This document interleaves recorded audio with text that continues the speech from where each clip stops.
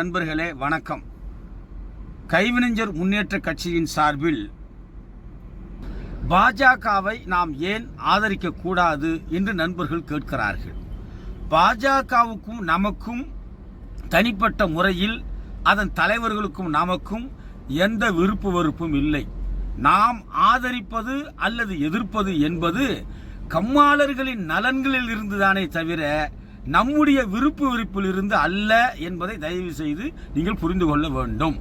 உள்ளபடியே பாரதிய ஜனதா கட்சி நம்முடைய கம்மாளர்களுக்கு நல்லது செய்ய வேண்டும் என்று சொன்னால் ஒரு பாரம்பரிய தொழிலாளர்கள் என்கிற அடிப்படையில் இன்றைக்கு நவீன எந்திரங்கள் புகுந்ததன் காரணமாகவும் பெரிய பெரிய நிறுவனங்கள் நம்முடைய 5 தொழில்களில் புகுந்ததன் காரணமாகவும் நாம் 5 தொழிலாளர்களும் இன்றைக்கு அழிந்து கொண்டிருக்கிறோம். எனவே நமக்கு பொருளாதார உதவி செய்து கைபிடித்து உயர்த்த வேண்டும். அதுதான் மிக முக்கியம்.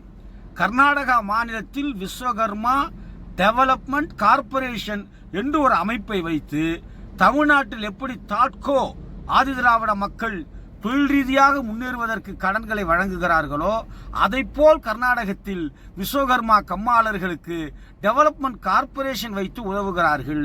அதைப்போல இந்திய அளவில் எல்லா மாநிலங்களிலும் மத்திய அரசின் ஒரு அலுவலகத்தின் மூலமாக அது போன்ற ஒரு திட்டத்தை நிறைவேற்றினால் குறைந்த வட்டியில் அல்லது வட்டி இல்லாமல் கடன் கொடுத்தால் உள்ளபடியே பொருளாதார தரத்தில் நாம் உயர முடியும்.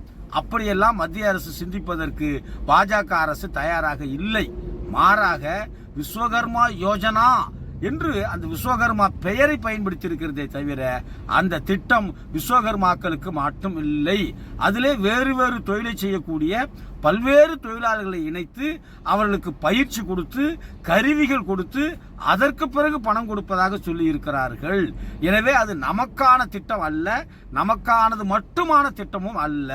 மேலும் இதுவரையிலும் ஒரே ஒரு தொழிலாளி கூட அந்த திட்டத்தில் பலன் பெறவில்லை. அதில் சொல்லப்பட்டிருக்கிற பலன் நம்மை நிரந்தரமாக வறுமை கோட்டுக்கு மேலே எழுப்புவதற்கு போதுமானதாக இல்லை என்பதையும் நாம் பார்க்க வேண்டும். இன்னொன்று, தமிழ்நாடு கட்டுப்பாட்டில் இருக்கிற எல்லா கோவில்களிலும் நாம் அறங்காவலராக நியமிக்கப்பட வேண்டும் என்பது நமது நீண்டகால கோரிக்கை. தமிழும் சமஸ்கிருதமும் சடங்குகளும் மந்திரங்களும் தெரிந்தவர்கள் தமிழ்நாட்டில் ஒரு சமூகத்தினர் இருக்கிறார்கள் என்றால் அது நம்முடைய கம்மாளர் சமூகத்தில் மட்டும்தான் முறையாக இருக்கிறோம். அப்படி இருக்கிறவர்களை கோவில்களில் அர்ச்சகர்களாக நியமனம் செய்யுங்கள் என்று நாம் கேட்கிறோம். மேலும் தமிழ்நாட்டு கோவில்களில் அதை பராமரிக்கக்கூடிய தொழில்நுட்ப சிறப்பு கலைஞர்களாக ஒரு ஸ்பெஷல் எக்ஸ்பர்ட் ஆர்டிஸ்டாக நம்மை நியமனம் செய்ய வேண்டும் என்று நாம் கேட்கிறோம். இந்த கோரிக்கைகளை எந்த கட்சியும் கண்டுகொள்ளவில்லை, சீர்தூக்கி பார்க்கவில்லை, கேளா காதினராக இருந்தார்கள். திராவிட முன்னேற்ற கழகம் மட்டும்தான் தனது தேர்தல் அறிக்கையில் இது குறித்து சொன்னது.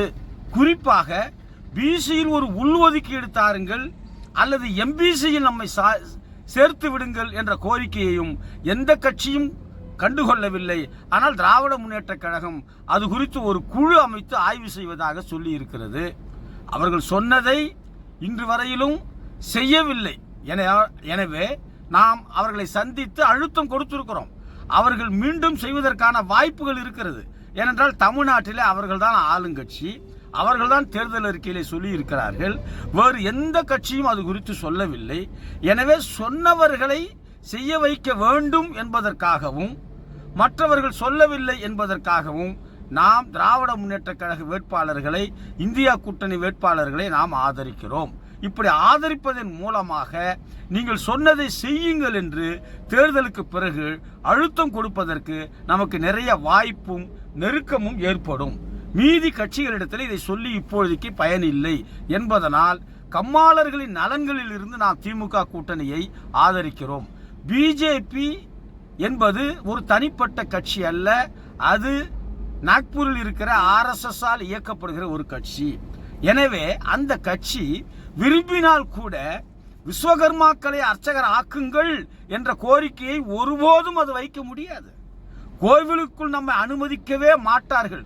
தொழில்நுட்ப கலைஞர்களாக அறங்காவலர்களாக அர்ச்சகர்களாக நியமிக்க பிஜேபி ஒருபோதும் கோரிக்கை வைக்காது, குரல் எழுப்பாது. விஸ்வகர்மா யோஜனா போன்ற மிக மேலோட்டமான திட்டங்களை அறிமுகப்படுத்துவார்களே தவிர நிரந்தரமாக நாம் பொருளாதாரத்தில் மேலே வருவதற்கு அவர்கள் சிந்திக்க மறுப்பார்கள். அதற்கு வரலாற்று ரீதியாக காரணங்கள் இருக்கிறது. அதை நீங்கள் தயவு செய்து புரிந்து கொள்ள வேண்டும். நாம் காலங்காலமாக நாம் பக்தர்கள். நம்முடைய அப்பாக்கள், தாத்தாக்கள், தாத்தாவின் தாத்தாக்கள் எல்லோரும் பக்தி வழியில் வந்தவர்கள். நமக்கு பக்தியை இன்னொருவர் சொல்ல தேவையில்லை.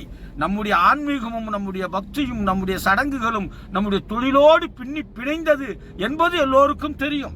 எனவே நம்முடைய படைப்பு தொழிலுக்குரிய கடவுளாக நாம் விஸ்வகர்மாவை நினைத்துக் கொண்டிருக்கிறோம். அந்த கடவுளுக்கு ஒரு தேதியை பிறப்பு தேதியாக சொல்லுவது என்பது ஏற்றுக்கொள்ள முடியாது. ஏனென்றால் விஸ்வகர்மா தான் இந்த உலகத்தை படைத்தவர். விஸ்வகர்மா தொழிலாளி தான் இந்த உலகத்தை உருவாக்கியவன். மக்களுக்கு தேவையான அத்தனை பொருட்களையும் உருவாக்கி கொடுத்தவன். அவன் வழிபடுகிற கடவுள் ஒரு குறிப்பிட்ட மாதத்தில் குறிப்பிட்ட தேதியில் ஒரு மனிதனின் பிறந்த நாள் அன்றே பிறந்தார் என்று சொல்லுவது நம்மை எல்லாம் எளிதில் உணர்ச்சி வசப்பட வைப்பதற்கு உதவுமே தவிர அது உண்மையில்லை. அப்படி உண்மையாக இருந்திருக்குமானால் நம்முடைய முன்னோர்கள் காலங்காலமாக அந்த தேதியை நமக்கு சொல்லி இருப்பார்கள். எனவே அரசியல் லாபத்திற்காக, வாக்கு வங்கிக்காக, தற்காலிக பயனுக்காக பிஜேபி போன்ற கட்சிகள் நம்மை பயன்படுத்துகிறார்களே தவிர ஒருபோதும் நம்மளுடைய சமூக அந்தஸ்தை உயர்த்துவதற்கு ஆலயத்திற்குள் அவர்களை அனுமதியுங்கள் என்கிற கோரிக்கையை அவர்கள் வைக்க மாட்டார்கள்.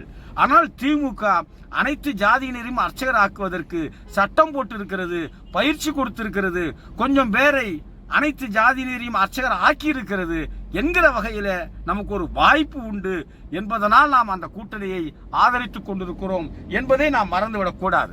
எனவே அந்த அடிப்படையில் மட்டும்தான் நாம் இப்போதைக்கு ஆதரிக்கிறோம். வெறுமனே ஆதரிப்பதால் மட்டுமே இன்றைக்கு ஆதரவு, நாளைக்கு அரசாணை, நாளை மறுநாள் நியமனம் என்பது சாத்தியமில்லை. தொடர்ந்து போராட வேண்டும்.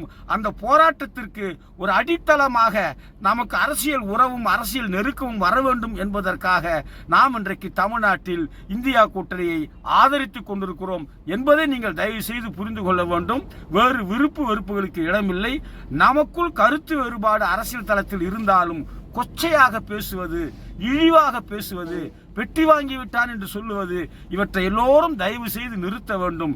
எனவே கைவினைஞர் முன்னேற்ற கட்சி எந்த உள்நோக்கமும் இல்லாமல் 100 விழுக்காடு கம்மாளர்களின் நலன்களுக்காக மட்டுமே, கம்மாளர்களுடைய அடுத்த தலைமுறை பிள்ளைகளை முன்னேற்றுவதற்காக மட்டுமே அண்ணன் பொன் கனகராஜ் பொதுச் செயலாளர் தலைமையில் சொந்த செலவில் மிக சீரும் சிறப்புமாக, உணர்வுபூர்வமாக, உணர்ச்சி பூர்வமாக, நேர்மையாக களத்தில் நின்று கடினமாக உழைத்துக் கொண்டிருக்கிறோம் என்பதை தயவு செய்து புரிந்து கொள்ளுங்கள். மாறுபட்ட கருத்தை தனிப்பட்ட முறையின் உரையாடலில் பேசுங்கள். பொதுவெளியில் நாம் தேடி கண்டுபிடிப்போம். நாம் எல்லோரும் ஒன்றுபடுவோம். நமக்கான கோரிக்கைகளை வென்றெடுக்க நம்முடைய சரியான அரசியல் வெளியை பரப்புவோம். அரசியல் வெளியை உருவாக்குவோம். தொடர்ந்து போராடுவோம். நமது கோரிக்கைகளை வென்றெடுப்போம். இந்த தேர்தலில் இந்திய கூட்டணி வேட்பாளர்களை வெற்றி பெறச் செய்வோம். நன்றி, வணக்கம்.